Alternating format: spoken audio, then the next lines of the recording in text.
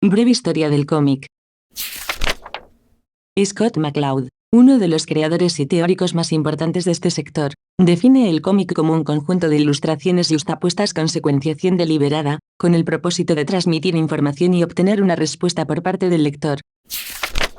Así pues, podemos entender el cómic como un transmisor de información, una herramienta para contar historias, donde el lenguaje visual juega un papel esencial en la comunicación, apoyado o no de un texto que complemente la acción, una secuencia ilustrada que captura un espacio y tiempo determinados.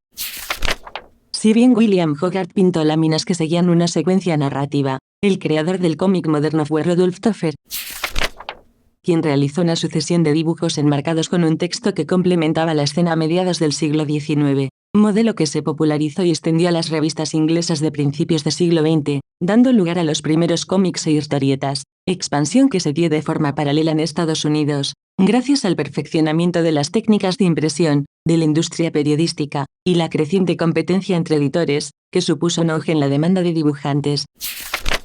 Debemos a Winsor McCay, creador del cómic Little Nemo, el haber establecido la mayor parte de las bases del lenguaje visual del cómic moderno.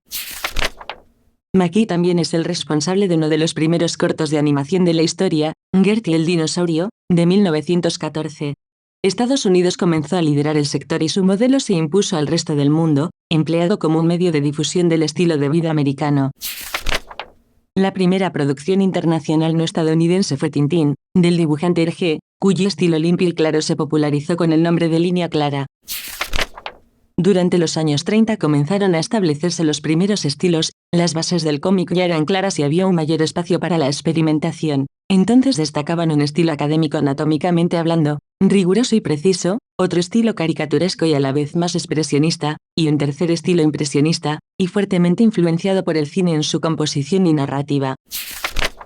En los años 40 aparece el comic book, que surge como un nuevo formato que recopilaba las tiras cómicas publicadas en prensa, con las que se establecieron nuevas medidas para el cómic, que ahora se vendía de forma independiente. El primer comic book, Famous Funnies, solo recopilaba material ya publicado, pero que fue sustituido progresivamente por material inédito y original. De estos años datan los primeros cómics de superhéroes como Batman o Flash, y la consolidación de géneros como el cómic de terror o el cómic romántico. Los años 50 fueron testigos de un declive en el sector del cómic como consecuencia de la Guerra Fría, cuando fueron acusados de ser los responsables del auge de la criminalidad.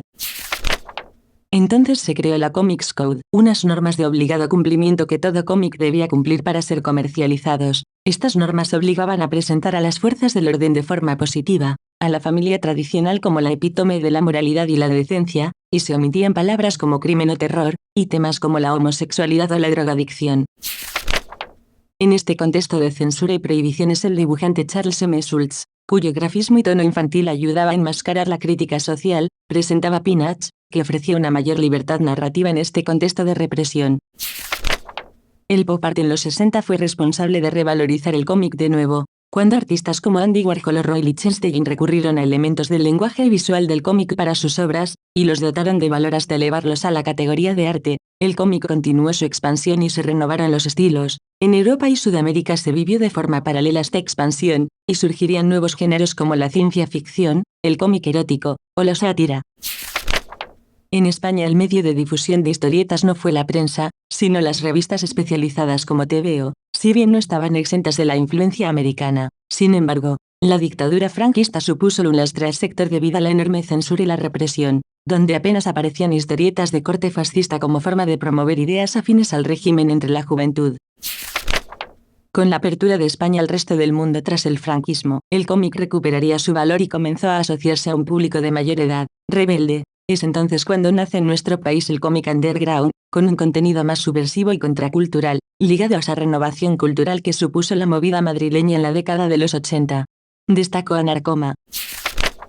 El comic book llegó a España junto al manga, procedente de Japón, que supo captar la atención de las nuevas generaciones. Los años 90 popularizan el cómic, que deja de ser un mercado de nicho para convertirse en un objeto de consumo popular, promovido parcialmente por el salto de los superhéroes a la gran pantalla, convirtiendo al cómic en un producto cultural que goza de gran valor, cuyo público es tan diverso como esta forma de arte.